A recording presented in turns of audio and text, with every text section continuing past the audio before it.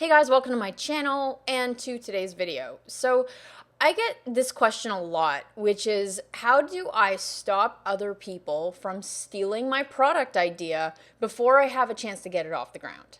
So today's video, I'm going to be talking about my opinion on the matter in terms of where do patents come in, where do trademarks come in, what level of protection do you need, and when. I do need to preface this video by saying that I am not a lawyer and this is not legal advice. This is my opinion from what I've seen work in the trenches with the companies that we work with new products. I will also say that I am creating this video to shed some light on the conversation of like where, do you even need any protection? What kind of protection is available? When is too much protection? Like, just help you kind of navigate the waters a little bit so you're more literate when you go to speak to a actual IP, trademark, or patent attorney to help you with your specific situation get actual legal advice. So that's a little disclaimer of this video. This is a true opinion piece based on what I have seen in the last couple of years. So the first thing I want to say is that I wouldn't see someone ripping your idea off as a bad thing. If you have something that is worth ripping off, it's going to get ripped off at some point. So I do want to start by saying that, because if you have something that proves to be the next $1 million idea, it's a matter of time until other opportunists are going to come along and figure out how to create a knockoff, fake version of what you're doing. So no matter what you do, what patents you have, what trademarks you have, what protection you have across your brand and your product, if you have something worth its salt, you are going to get ripped off. And that's not a bad thing. Getting ripped off is a high compliment, because then that means that you've discovered a opportunity in the market that someone else didn't. And even better, when you do it properly, you get first mover advantage. So I do want to say that, if you expect to completely protect your product and your brand and you hope it never gets ripped off, I think that you're actually looking at it backwards. So number one, if you have something worth it, someone is going to rip you off, and it's a matter of time. So knowing that, what do you do? Okay, well, as an entrepreneur, you have a couple of options. You can go through the full patent process, full trademark process, spend thousands and thousands of dollars and months to lock in a patent before you even take your product to show to a single person and talk to your market, because you're in so much fear that your product is the next big thing that you just got to protect it at all cost. And the problem with doing that is that's a huge scarcity mindset thing, because it's going to take you upwards of 2 years to lock in that patent. You may have missed your opportunity to take your product into the market at the right time, and you have sunk in thousands of dollars into something that you haven't even validated is going to sell.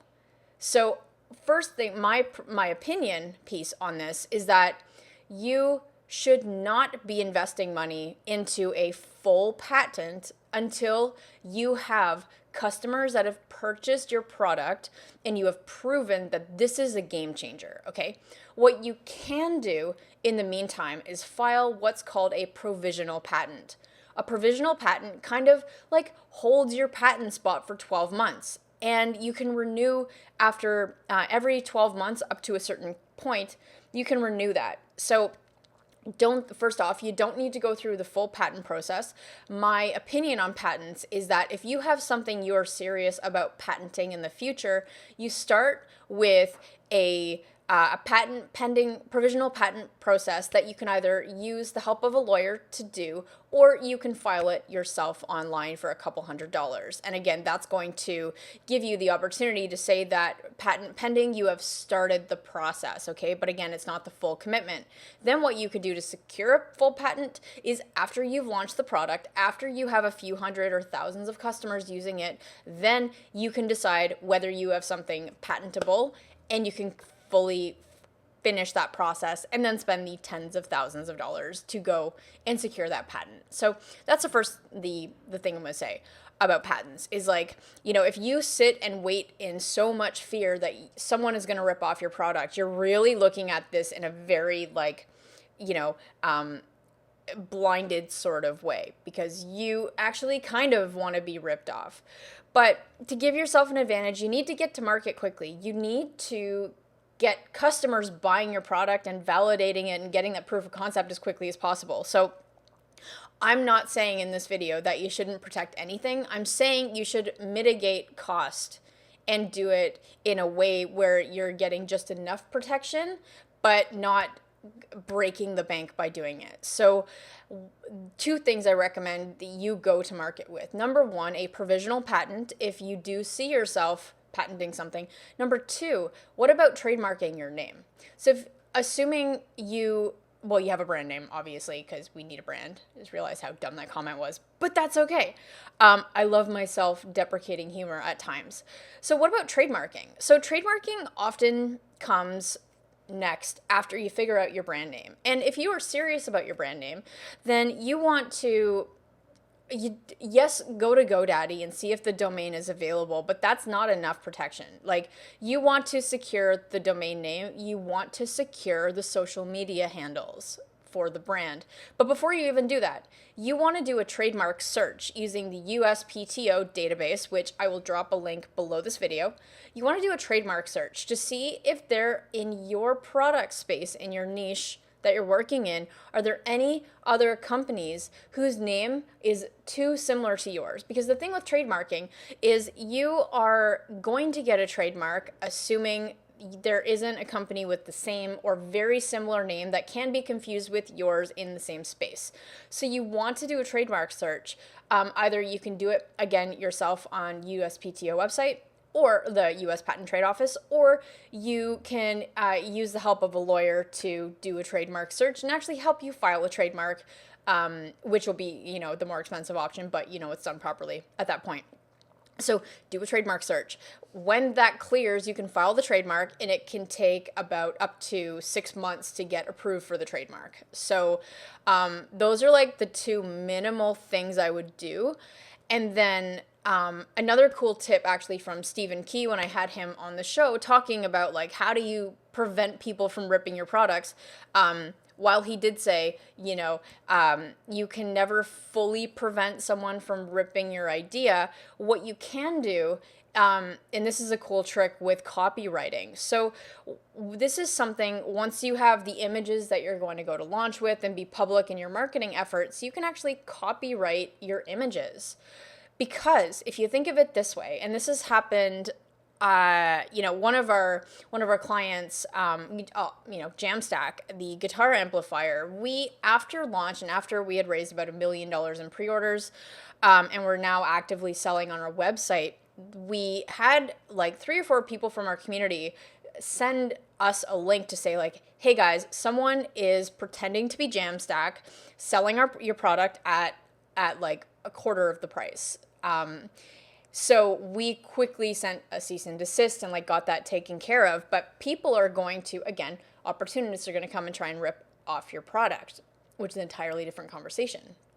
But one thing they will do is if someone tries to rip your product, they're going to try to pretend to be you. And the only way they can pretend to be you is by taking your images, taking your logo, taking your video, like any assets, and dumping it on a storefront to look legitimate. So if you can copyright your images, it's going to cut down the amount of assets that someone can take and masquerade as you online. Okay, so that's a really cool tip. Thanks, Stephen, for that. And another thing you need to think about is, what if when you take your product to a manufacturer, be it maybe you're doing a white label or they're using technology that already exists and your product requires like a slight customization of that. You want to look at making sure that the manufacturer isn't actually using or infringing on someone else's patent. Okay, so that's super important, because if you don't do your due diligence on the technology and your manufacturer, you can land yourself in a whole lot of trouble infringing on someone else's patent without even meaning to. So if you do fall under the category of your product may be requiring the use of existing technology or something that may already be like have a patent on it, you want to do your due diligence prior to manufacturing. And the best way to do that is to do a patent search. You could do a patent search through a legal professional to help you with that. So that's just really one thing that people don't really think of until it's too late. So there's multiple layers of protection when to take into consideration with that. So, but yeah, honestly, the point of this video is like you just can't be scared for people to rip off your product. You need to look at it more in terms of, okay, if I have something that people are going to rip off, what is the minimum amount of protection that I can feel good about going to market with this? Okay, so I've already given you my opinion on those two. But also, the other thing comes down to an entirely separate conversation. How can you get your product into customers' hands as quickly as possible? Because the reality is you want first mover advantage, meaning by the time you launch a product, you want to be at a point where you can get that product into customers' hands as quickly as possible, okay? Which crowdfunding terms, or, depending if you're doing a product or a pre-launch thing where you're raising the capital first and then going to market, if you could pretty much have your manufacturer locked in, deposit paid, that means that you can have product in customers' hands within about 3 to 4 months. So before you go to launch, you also want to make sure you have your prototype pretty much final. So it's just a matter of like, okay, manufacturer, here's my cash. Let's go manufacturer. So first mover advantage, you want to make sure that you are getting a great product into your customers' hands before someone else has an opportunity to say, that's a great idea. I'm going to start manufacturing and delivering first. Okay, so that is what you can do to protect yourself. Again, this video is not legal advice. This is what I have seen from conversations and what our actual clients are doing to help make sure that they are getting to market as quickly as possible and being responsible with budget, like money they're actually spending on protection. So if you have another piece of advice as a lawyer, or you have something that has worked well for you, I would love to hear from you in the comments. The comments thing on YouTube is a collaborative thing. I mean that we all learn from each other. So be sure to say hi. And if you have anything or any questions, drop it in the comments. But apart from that, thank you for liking, commenting, and subscribing on this video. We do have a link in the resources section below for free training that we have on the website. So you can go to khierstyn.com/free training for that one. Again, link is below, but thank you for your time today. I'll see you later. And that was weird. Anyway, peace.